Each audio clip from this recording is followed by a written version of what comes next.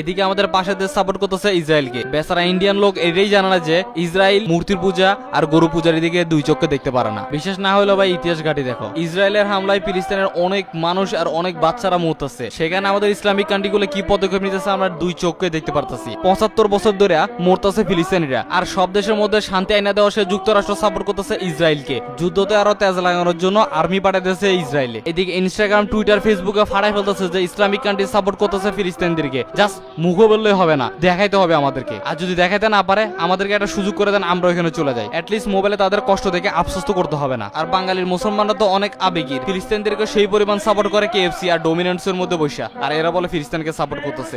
যুদ্ধ মানে তো এইটা না যে আমাদেরকে ওইখানে যাই যুদ্ধ করতে হবে। যুদ্ধ মানে এইটা আমাদেরকে আমাদের যথেষ্ট পরিমাণ চেষ্টা করতে হবে কিভাবে তাদের পণ্যকে বর্জন করে তাদের মার্কেটকে ডাউন করা।